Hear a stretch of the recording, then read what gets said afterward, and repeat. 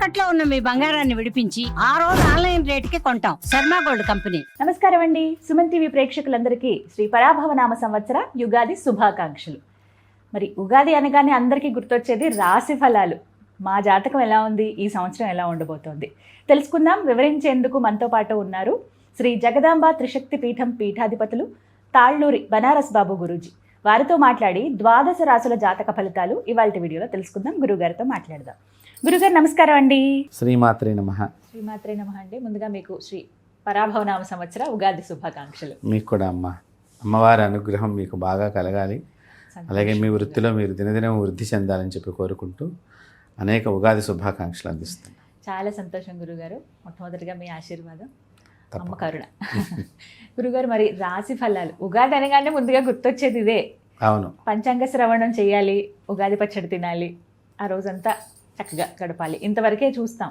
అవును, చాలా నియమాలు పాటించాలని కొంతమంది, లేదు ఆ రోజు ఇలా ఉంటే చాలని కొంతమంది, ఇలా రకరకాలుగా చెబుతూ ఉంటారు. ఎవరు ఏమన్నా ఉగాది కొత్త సంవత్సరం వస్తుంది అని అనగానే మా అందరికీ గుర్తొచ్చేది రాశి ఫలాలే. ఎలా ఉండబోతోంది ఈ సంవత్సరం, ఆదాయం ఎంత, మేము ఎంత ఖర్చు పెడతాం, అవమానాలు ఉన్నాయా, గౌరవాలు ఉన్నాయా, ఇవి వెతుక్కుంటూ ఉంటాం అనమాట.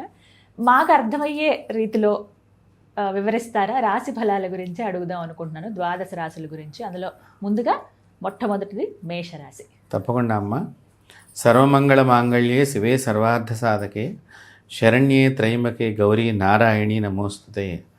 అందరూ కూడా ఈ పరాభవనామ సంవత్సరంలో చక్కగా అమ్మవారి ఆరాధన కనుక ఎక్కువ చేసుకున్నట్లయితే అందరినీ కూడా అమ్మవారు రక్షిస్తుంది. అనేక పరాభవ అనే పేరులోనే మనకు కనిపిస్తోంది. కాబట్టి ప్రమాదాలు కానీ అవమానాలు కానీ ఏదైనా సరే మనిషికి దూరం కావాలి అంటే చిన్నప్పుడు తల్లిదండ్రుల దగ్గరే మనం ఎక్కువగా ఉండేవాళ్ళం. అలా కాబట్టి ప్రపంచానికి తల్లి అయినటువంటి ఆ జగన్మాత యొక్క ప్రార్థనను మనం చేసుకున్నాము ఇప్పుడే. అలాగే ఆ అమ్మవారి అనుగ్రహంతో అందరూ కూడా బాగుండాలని కోరుకుంటూ నేను ముందుగా మేషరాశి అంటే ఇక్కడ అశ్విని భరణి కృత్తిక 2 పాదాలు ఈ మేషరాశి కిందకు వస్తాయమ్మా.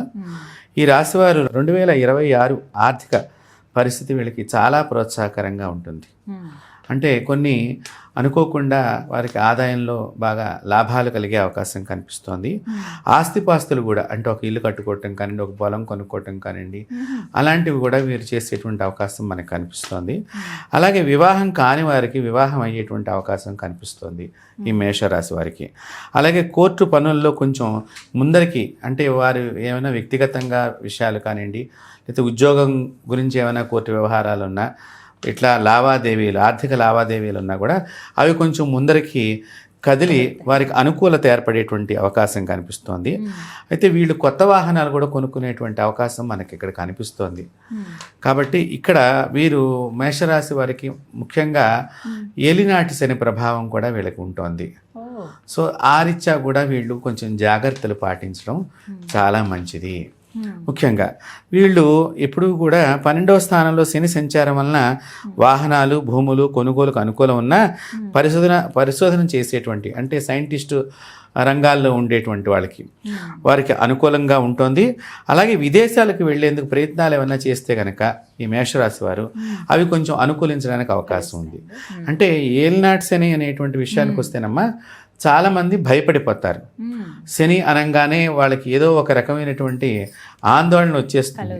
కానీ శని అనేటువంటి వాడు పెళ్లి కాని వారికి పెళ్లి చేస్తాడు, అలాగే ఉద్యోగం లేని వారికి ఉద్యోగం ఇప్పిస్తాడు, పదవి లేని వారికి పదవి ఇప్పిస్తాడు.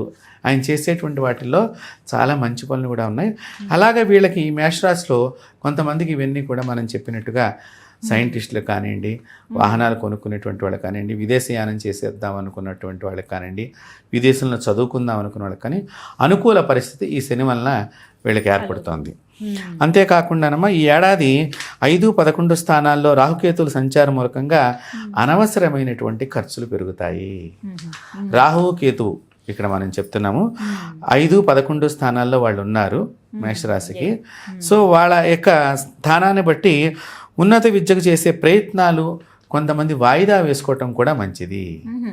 అంటే ఒక రకమైనటువంటి గ్రహము సహకరిస్తున్నప్పటికీ కూడా ఇంకో 2 గ్రహాలు కొంచెం మనకి ఇబ్బంది పెట్టే అవకాశం ఉంటుంది. సో ఇలాంటి ఇబ్బందులన్నింటినీ కూడా తొలగించుకుంటానికి, అలాగే ప్రేమ వ్యవహారాలు నడిపేటువంటి వాళ్ళు ఈ మేషరాశులు ఎవరైనా ఈ ప్రేమ వ్యవహారాల్లో ఉండేటువంటి వాళ్ళకి సమస్యలు, చికాకులు, పోలీస్ స్టేషన్ వ్యవహారం దాకా వెళ్ళే అవకాశం ఉంటుంది. అంతేకాకుండా ఇక్కడ మనం భాగస్వాములు చిక్కులు ఎదురయ్యే అవకాశం ఉంటుంది. అంటే భాగస్వామి అంటే పెళ్ళైనటువంటి వారి యొక్క భాగస్వామి అంటే అన్యోన్య దాంపత్యం మీద కూడా ఇక్కడ కొన్ని ఇబ్బందులు, మనకి అనేక అవకాశాలు కనిపిస్తున్నాయి. కాబట్టి మేషరాశి వారు ముఖ్యంగా ఈ సంవత్సరం వాళ్ళు ఏ భగవంతుని ఆరాధన చేసుకుంటే ఇప్పుడు ఈ రాహుకేతువుల నుంచి ప్రభావం కొంత తగ్గుతుంది. అలాగే శని నుంచి కూడా అందరికీ కూడా అనుకూలం అనేటువంటి విషయానికి వస్తే వ్యక్తిగతమైనటువంటి జాతకాన్ని మనం ఈ సంవత్సరం నడిచేటువంటి గ్రహాలు ఇవి రెండు సమ్మిళితం చేసుకుని మనం చూసుకోవాలి. కాబట్టి మనం చెప్పేటువంటివి కూడా రాశి ఫలితాలు. కాబట్టి దీనిలో వారు ఈశ్వరుడి యొక్క ఆరాధనతో పాటు అంటే రుద్రాభిషేకం చేయించుకుంటాం కానివ్వండి, రుద్రపారాయణం వినటం కానివ్వండి, లేకపోతే రుద్రాష్టకం వినటం కానివ్వండి, విశ్వనాథాష్టకం వినటం కానివ్వండి, అవి చేస్తూ శ్రీకృష్ణ పరమాత్ముడి యొక్క ఆరాధన చేస్తే బాగా గుర్తుపెట్టుకోండి. శ్రీకృష్ణ పరమాత్ముడి యొక్క ఆరాధన చేస్తే మేషరాశి వారికి ఈ సంవత్సరం అంతా కూడా ఇలాంటి ఒడిదుడుకులన్నీ కూడా ఇప్పుడు మనం ఏదైతే చివరిలో చెప్పుకున్నామో ఆ కష్టాలు, ఆ ఒడిదుడుకులన్నీ కూడా తొలగిపోయి ఆనందమైన జీవితాన్ని మేషరాశి వారు పొందుతారు. వీరు ఈ సంవత్సరం అంతా కూడా ఇలాగే దైవారాధనలో ఉంటే మంచిదంటారా? ఎలా? తప్పకుండా.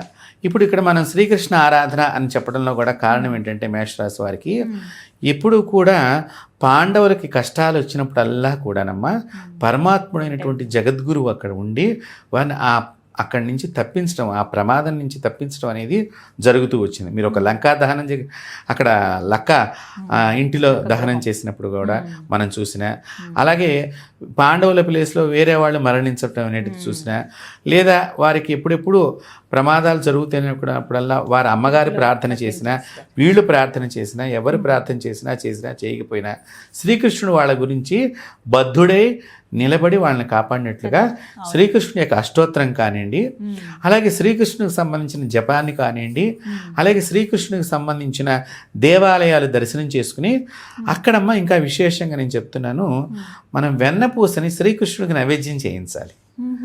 ఈ వెన్నపూసని నైవేద్యం చేయటం మూలక ఎందుకంటే వారికి చాలా ఇష్టం పాలు, పెరుగు, మేగడ ఇత్యాది విషయాల్లో శ్రీకృష్ణునికి.